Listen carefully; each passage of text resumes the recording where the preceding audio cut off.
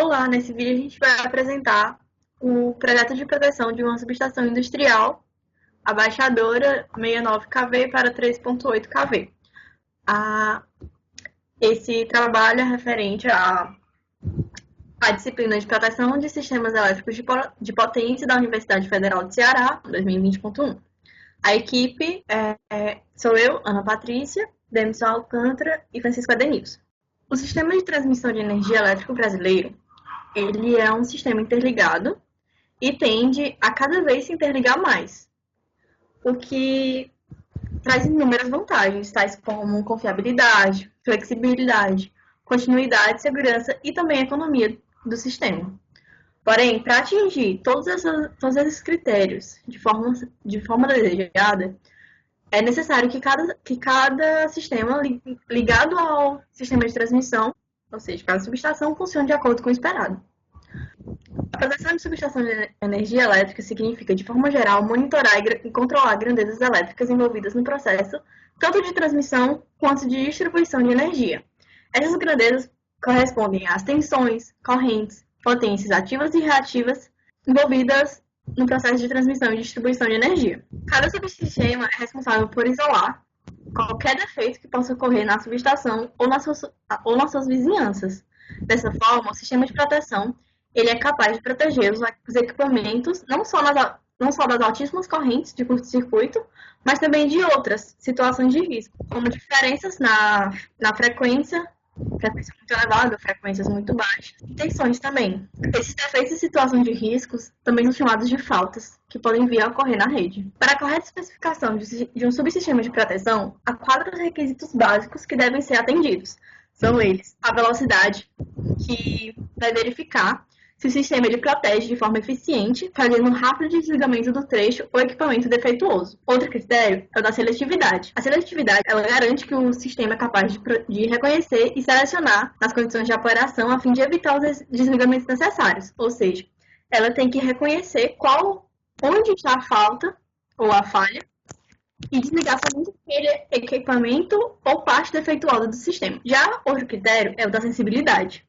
A sensibilidade ela deve ser capaz de responder às anormalidades com a menor margem de tolerância possível.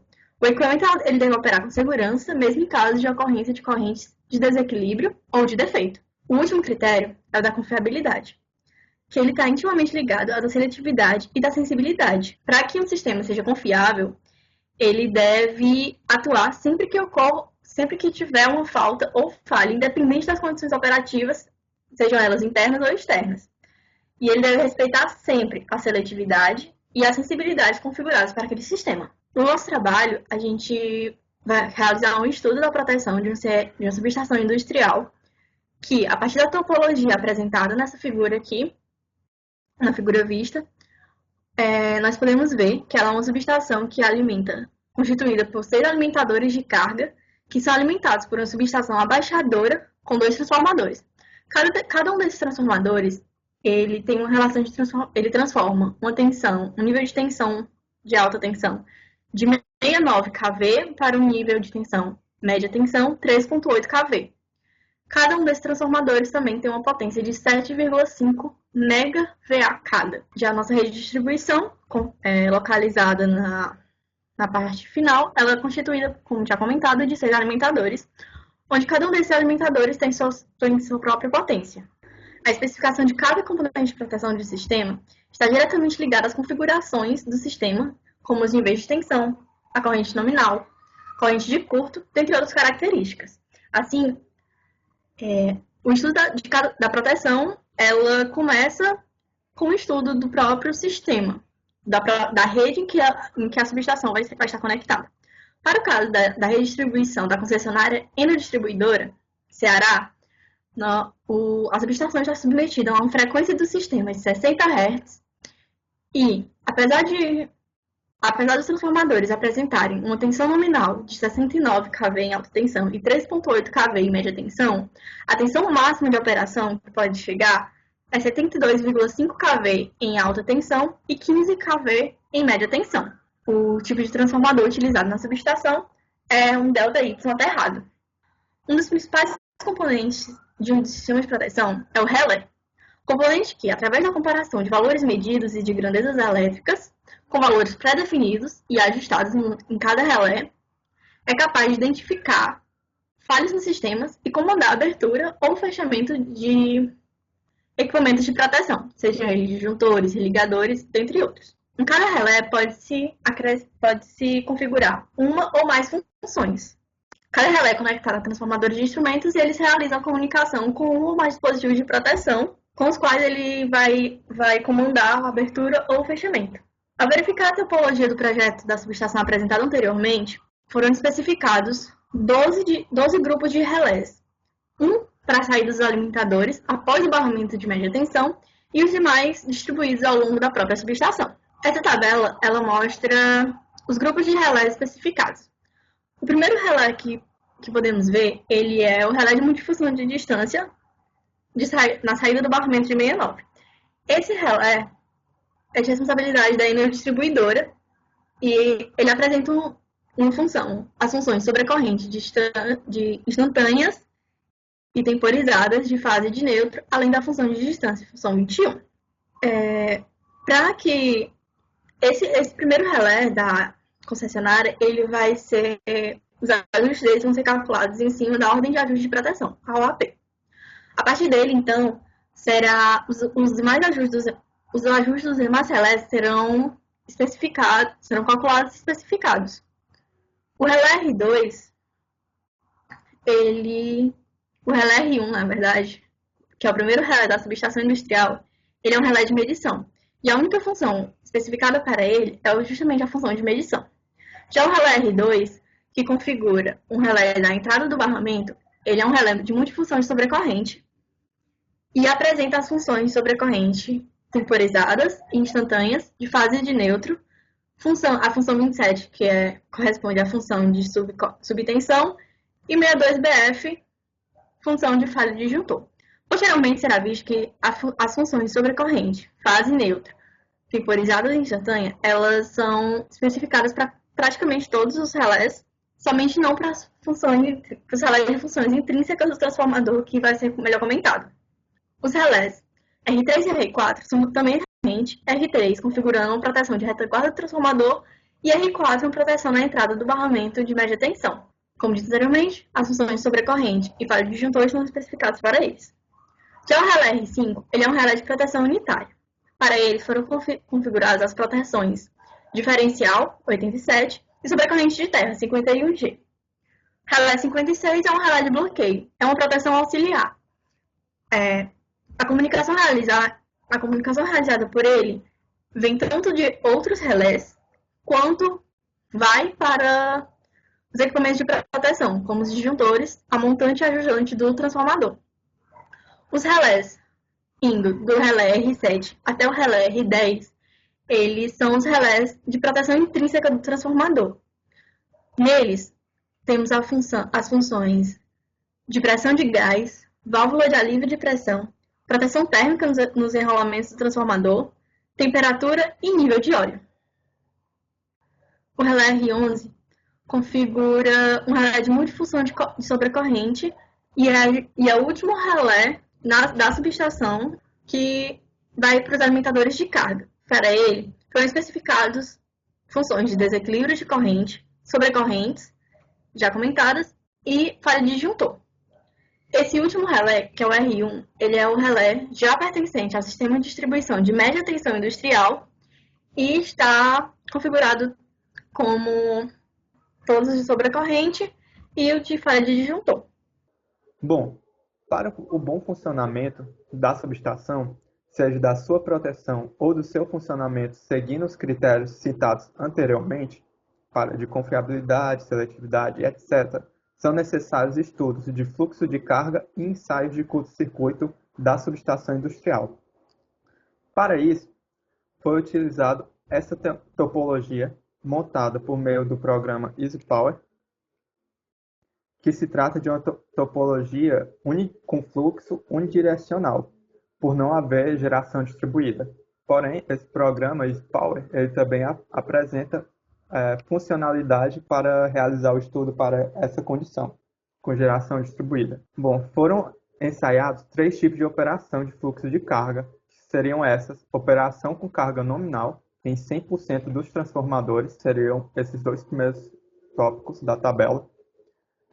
Operação de contingência, que seria quando um transformador ele sai de operação, seja por ser isolado por causa de uma falta ou para manutenção, e também operação com sobrecarga.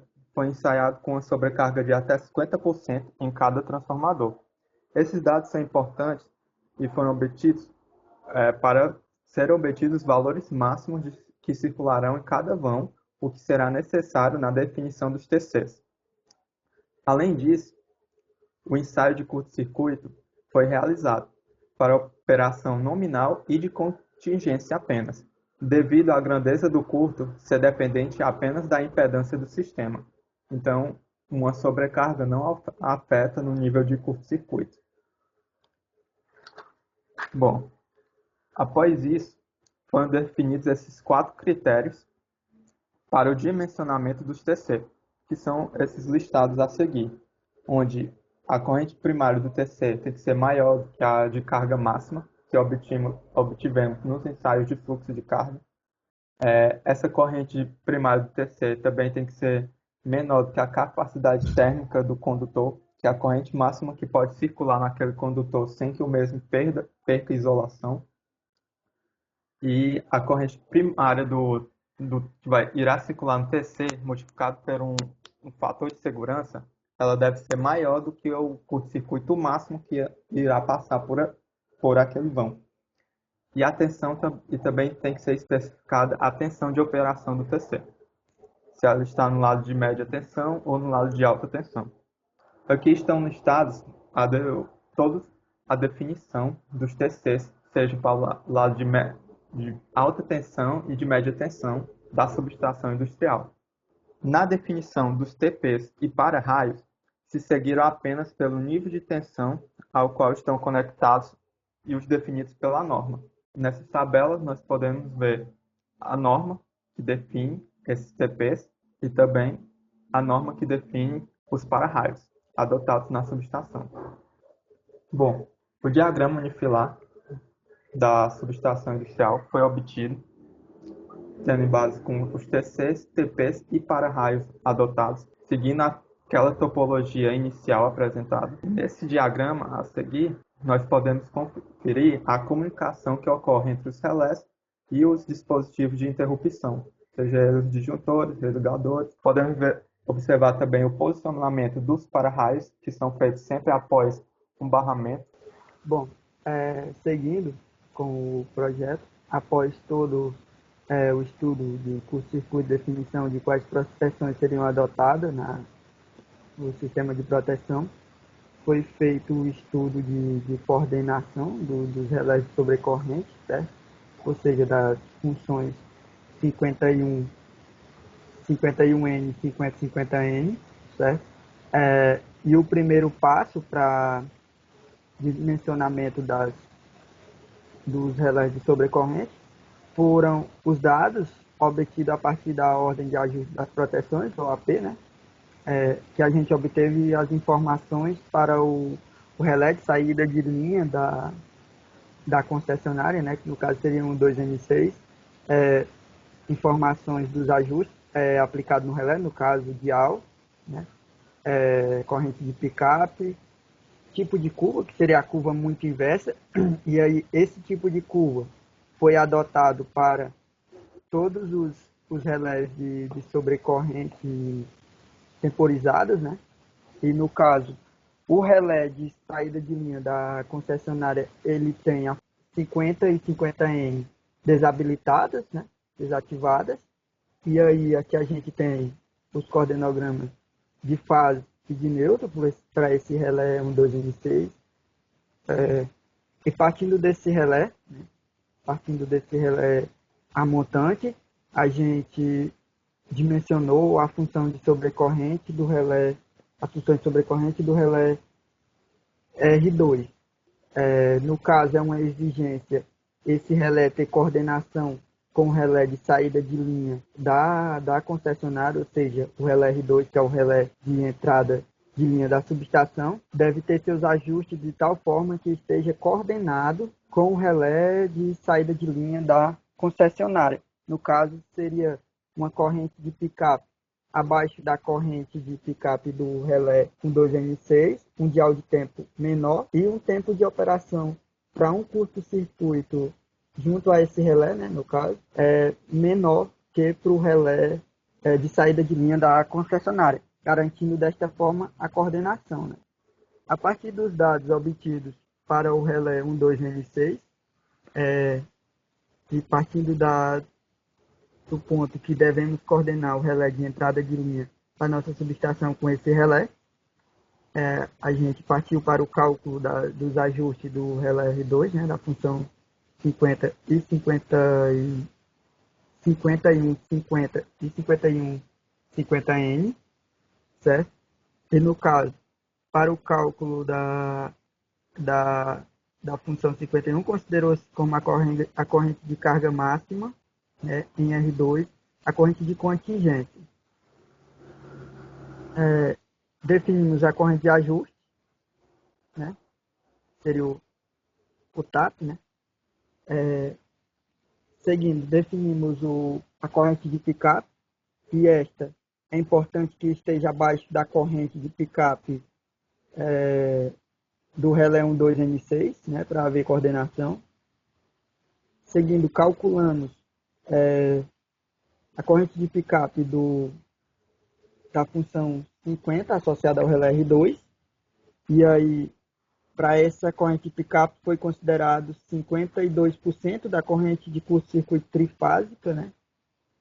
Isso porque este relé ele deve atuar tanto para um curto-circuito trifásico como para o curto-circuito bifásico, e no caso, como o curto-circuito trifásico nos dá o curto-circuito bifásico, sendo que o curto-circuito bifásico é 87% do curto-circuito trifásico, né? A gente garante desta forma, com um picape de 52% da corrente de curto-circuito trifásico, que o relé R2 atuará tanto para um curto trifásico como para um curto bifásico. Dando seguimento, foi calculado os parâmetros da função 51, né?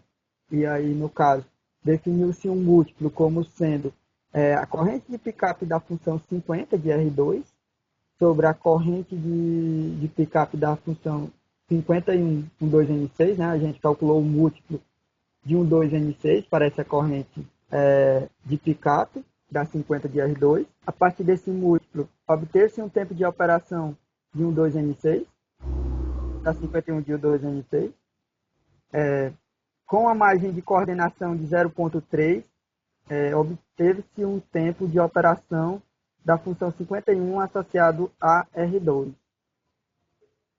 Após isso, foi calculado o múltiplo de R2, né, da 51 de R2, para um curto-circuito trifásico, e aí adotou-se um múltiplo de 39, e obteve-se o dial do relé R2, sendo que esse dial está abaixo do dial do relé da função 51 do relé 12N6. Isso preenche os requisitos para a coordenação entre os dois relés. E aí, para a função, as funções de neutro foram basicamente a mesma coisa, certo? Só que, no caso, os picapes foram adotados menor, uma vez que a função de nêutron atua apenas para curtos circuitos monofásicos, no caso. Corrente de carga máxima foi a corrente de contingência, como anteriormente, certo? Após o cálculo dos parâmetros do relé, né, tanto das funções de fase como das funções de nêutron, foi obtido o coordenograma de fase de nêutron, e como se observa, houve a coordenação entre os relés 12N6 e o relé R2, certo?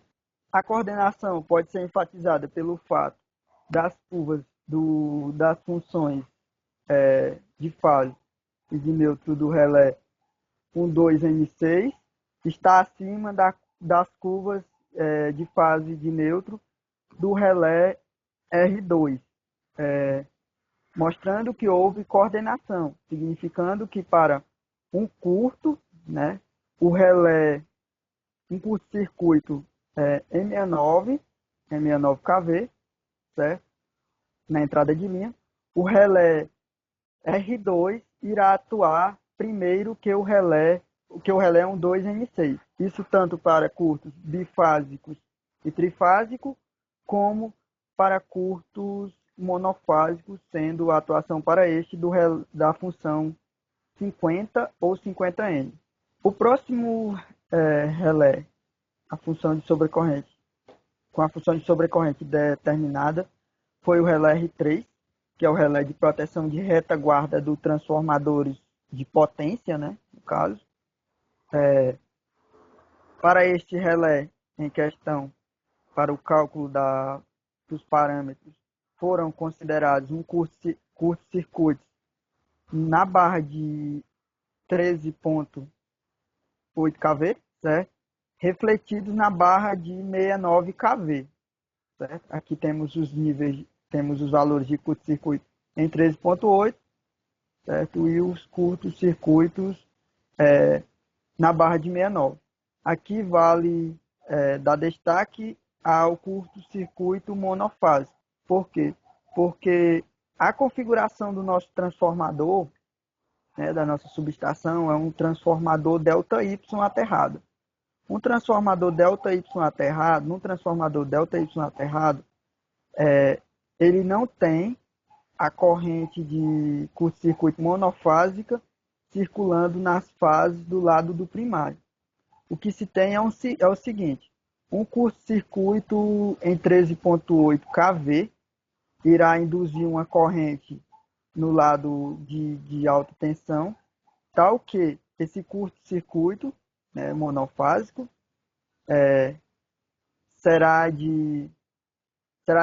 dado pelo curto-circuito monofásico em 13,8, dividido por raiz de 3,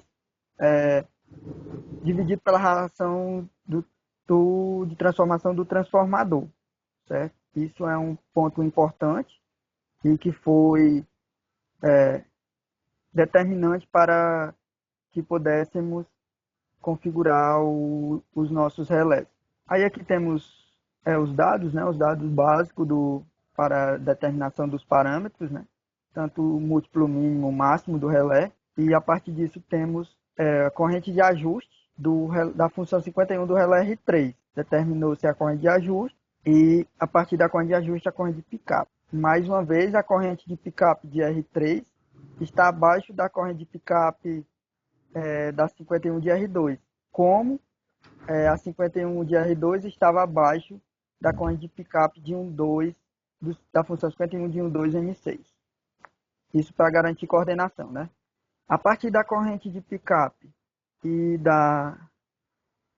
do curto-circuito trifásico em 13,8, né, refletido para a barra de 69, calculou-se o múltiplo do relé R2, certo? E a partir desse múltiplo determinou-se o tempo de operação de R2 para este mesmo curto-circuito, né? Seguindo, deu-se uma margem de coordenação de 0,3, né? E obteve-se o tempo de operação da função 51 de R3. Em seguida, calculou-se o múltiplo da função 51 associada a R3 e, em seguida, o dial, certo? Sendo que tanto o tempo de operação como o dial de tempo está abaixo dos valores para o relé A montante. A função 50 de R3, associada a R3, né, foi calculada, teve a sua corrente de pick-up determinada pela corrente de pick-up da função 51 de R3 e por um fator de segurança. Esse fator de segurança, ele foi especificado que deve estar entre 5 e 10, adotou-se um valor de 5 no caso, né? O relé 51N de R3, ele não necessita ter coordenação com a 51N do relé R4, né?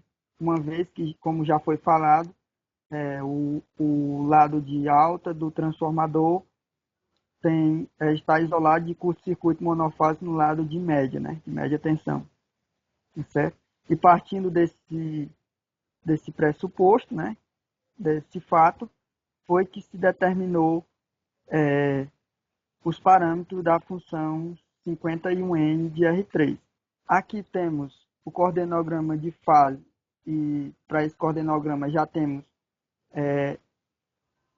as funções 51 e 50 dos relés 1, 2, N6, R2 e R3, né? E como se observa, essas funções estão coordenadas, como já explicado anteriormente, pelo fato das curvas dos relés. A montante está acima das curvas dos relés ajusante. A mesma coisa para a função de neutro, né, no caso. Bom, seguindo, a gente fez o cálculo das funções de sobrecorrente dos relés da média tensão. E aí, no lado da média tensão, a gente tem o relé que protege o barramento, no caso é o R4, e os relés de saída de alimentadores. No caso desses relés, foram determinados, no caso da função de fase, temporizada de fase, os parâmetros dele foram calculados tendo em base o tempo de operação do relé R3, né? E dando-se uma margem de coordenação de 0,3. Já as funções de neutro dos relés R4 e dos relés de saída de alimentadores, a gente não considerou o tempo de operação do relé R3, uma vez que não há necessidade de coordenação entre estes. Aqui, nesse coordenograma, a gente tem as funções de neutro do lado de média tensão, no caso, né? E colocamos em coordeноgramas distintos, uma vez que não havia necessidade de coordenar com as funções de neutro do lado de alta tensão, certo? E aí, como se observa, obteve-se a coordenação entre as funções, certo? Entre as funções 50N e 51N do relé R4 e dos relé R11, né? Seria os relé associados à saída de alimentadores. E no caso aqui ainda temos a 51G, que seria a função de sobrecorrente de terra, né? Bom, aqui temos o coordenograma de fase com todos os relés já dispostos, né? E aqui a gente observa que conseguiu coordenar os relés, né? Todos os relés. E cumpriu o objetivo, né? Que era a coordenação entre as sobrecorrentes de fase desses relés, certo? E como já explicado anteriormente, essa coordenação pode ser comprovada pelo fato das curvas dos relés a montante estar acima das curvas do relé ajusante. Embora tenha se conseguido para alguns relés essas curvas ter ficado próximas, mas sempre abaixo. Vale ressaltar que no caso da função 50, ainda temos o recurso de seletividade lógica. Essa foi adotada quando necessária e será explorada quando observarmos os diagramas de tempo das proteções de sobrecorrente. Após todo o estudo das funções de sobrecorrente de fase neutro, foram plotados os diagramas de tempo, né? Foram expostos os diagramas de tempo para análise da seletividade e da coordenação entre as funções de proteção, né? No caso, aqui temos a situação de contingência, que seria a situação que teria maior corrente de carga, no caso, né? E as maiores correntes de curto-circuito. E aqui temos um curto-circuito no lado 69kV do transformador, simulando um curto-circuito trifásico, bifásico ou monofásico. Temos as correntes de picape dos relés, né, das funções de cada relé. E ainda temos o tempo de operação, sendo que para este curto-circuito, tanto a função 50 associada a R3, no caso de um curto-circuito bifásico ou trifásico, tanto as funções de fase associada a R3 quanto as funções de fase associada a R2 atuaria, certo? Então, neste caso, deveria se adotar a seletividade lógica para que apenas o relé R3 atuasse e mandasse um sinal de bloqueio para o relé R2 para que este não atue e o sistema seja seletivo. O próximo diagrama de tempo temos a simulação de um curto-circuito na barra de 13.8 e aí neste caso, para a situação de contingência no caso, né, teríamos um curto na barra de 13.8, esse curto poderia ser trifásico, bifásico ou monofásico, como anteriormente, certo? E aí, neste caso, temos uma análise aqui do tempo de qual relé atuaria antes, né, para este curto, e sendo que para o sistema ser seletivo R4, o sistema ser seletivo e haver coordenação adequada entre R4 e R3, R4 deve atuar primeiro, né? E como se observa, certo? Tanto para um curto-circuito bifásico como para um curto-circuito trifásico, o relé R4 atua, certo? Uma vez que o tempo de operação é menor que no relé R3. Bom, este outro diagrama que também foi considerado importante pela gente, né? É um diagrama que ilustra um curto-circuito em uma saída de alimentador, certo? E neste caso, é importante esse diagrama porque ele deixa claro a seletividade do nosso projeto de proteção, uma vez que um curto-circuito tanto trifásico como bifásico ou monofásico na saída, apenas o relé associado àquela saída de alimentador irá atuar, eliminando a falta e mantendo a continuidade do serviço para os demais alimentadores, né? Isto era um dos principais objetivos também, né? Manter o fornecimento de energia para a parte do sistema não afetado pelo curto. Bom, como foi apresentado anteriormente, as curvas para coordenograma de operação da 5051N e 5051 dos relés utilizados na subestação foram todas obtidas coordenação quando necessário. Em algumas regiões obedeceu-se a margem de tempo necessária de operação de 0,3 e outras ficaram mais curtas, mas, porém ainda obedecendo a coordenação. Seria ter o relé a montante atuando mais retardamente do que o relé ajusante do curto ou da falta em questão. Aqui seria a coordenação para os relés de alta tensão 5051N, realizado a simulação via EasyPower. E aqui seria a simulação via EasyPower para os relés de toda a subestação na função de fase 5051. E também obtivemos a coordenação adequada, onde os relés a montante atuam mais retardamente do que os ajusantes. Bom, o relé adotado para esse dimensionamento foi o relé PL300 da Tiantec, que obedece às curvas e às normas da IEC, de tempo muito inverso. Ao longo do documento foi apresentado as funções de proteção dimensionadas para a subestação e os ajustes especificados para cada tipo de relé, considerando as correntes de curto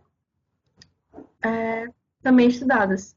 Como visto, o sistema apresentou tanto seletividade quanto confiabilidade, podendo assim ser implementado. É isso, obrigada pela atenção. Esse foi o nosso trabalho.